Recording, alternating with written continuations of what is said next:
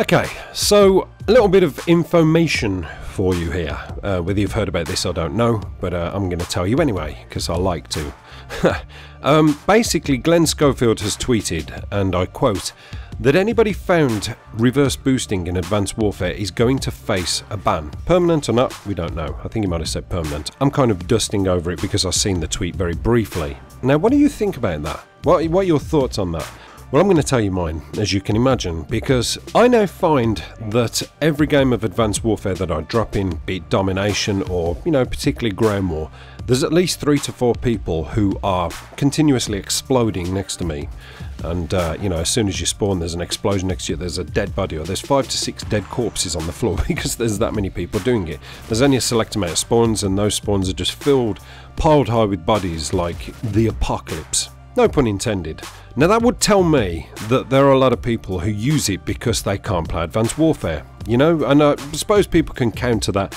I read a lot of comments, and do you know what, sometimes it actually makes me feel like disabling comments because I just facepalm myself when people say, well, you just need to get good at the game. It's like, oh wow, I just seriously can't believe I've just read that.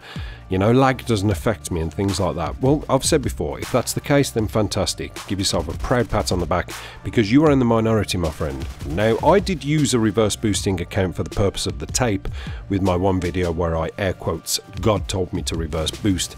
And the one thing I found is that yes, hallelujah, it does absolutely work, but that is wrong. It's wrong that you should have to take those steps in order to try and enjoy a game that you really do want to enjoy, but you just simply can't. Now, for Glenn Schofield to come out and say that anybody found doing it will face a perma ban is probably one of the worst business decisions he could ever make, because there are a lot of people doing it. Therefore, if you start banning people who are doing it to enjoy the game and you don't actually face the real problem and deal with that, then you're going to lose more customers than what you've already lost at the moment, which is a hell of a lot. It's called business acumen. You listen to your customers, you listen to your clients, because without us, Infinity Ward, Activision, Sledgehammer, whatever, they're just names, they're just brands. They don't have a product because nobody's purchasing that product and nobody's lining the pockets of the people and the team that are making that game.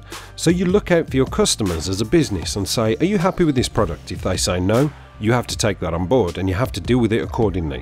Now I'm going to give you an example for those of you keyboard warriors who are about to start clapping away at the keyboard now and say, no, you're wrong, you're wrong. Okay, listen to this. Let's take a scenario. Let's imagine you've just got yourself a new job. You started a new job, it's your dream job. You've been waiting for this job for so long and you are very, very excited. The first couple of days you go to work, it's great. It's the best job ever. It just seems like it's such a fun environment to work in and you're happy. You're very, very happy. But then on the third day, your boss turns around to you and he says, right, I've noticed you've been coming into work separate from everybody else. What I like to do is I like people to turn up at the same time and punch their clocking in cards all together. It makes me happy. That's how I like to run my business. So what I'm going to do is I'm going to send a pull car via your house. Now this pull car is going to have about 3-4 other people in there and you're all going to turn up together and clock in. That's what I'd like you to do, okay? And you say, cool, yeah, no problem. So the pull car pulls up at your house and for a month you drive to work in the pull car. However, the problem is that pull car's route to work takes you through one of the roughest estates.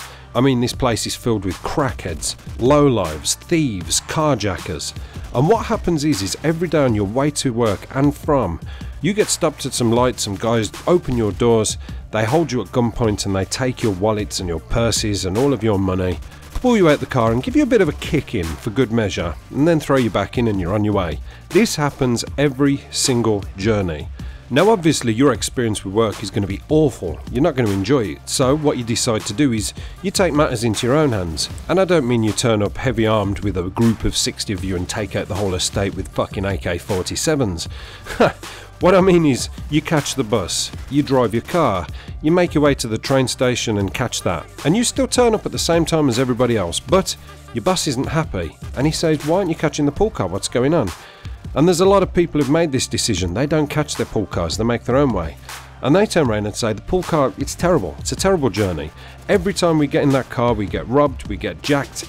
It's a horrible experience. So your boss decides to send an email out to everybody. And he says, anybody found catching the bus, train, or their own transport to work will be fired immediately. Do you get what I'm saying? You've addressed a situation to him. You've said, this is the problem. We don't like it. hundreds, let's just say he's a massive company with thousands of people who work there, and they're all having the same problem. There's a few people who, you know, don't face that problem. I don't know, they've got bulletproof glass, or their doors don't open, so they're the ones that say, oh, I don't have a problem with it. Yeah, I guess everybody else is getting pulled out the car and getting the head kicked in and robbed, but I'm okay. My door doesn't open from the outside. It's got child locks on it. Your boss would have to listen to that problem and say, okay, clearly that's not working. So what I'm going to do is I'm going to supply you all with a pool car, and I'm going to figure out a better route, and you're going to take a different route to work where there's countryside and there's flowers and there's trees and there's a man riding a cycle and bunny rabbits at the side of the road making out with each other. He has to listen to the people who are his bread and butter and make sure that everything works out for them and that they are happy and comfortable. It's exactly the same as Infinity Ward, Activision, Sledgehammer. They're like the fucking Mafia. They are the Cosa Nostra of the business world, because it seems if you don't like something, you get banned, you get blocked. You know, they'll come and put a strike on your channel. What? You've exposed a flaw with our game? Put a strike on their channel, thank you very much. They are Don fucking Michael Condrey and Vito Glenn Schofield, the fucking Cosa Nostra of gaming. Enough said. Apocalypse done.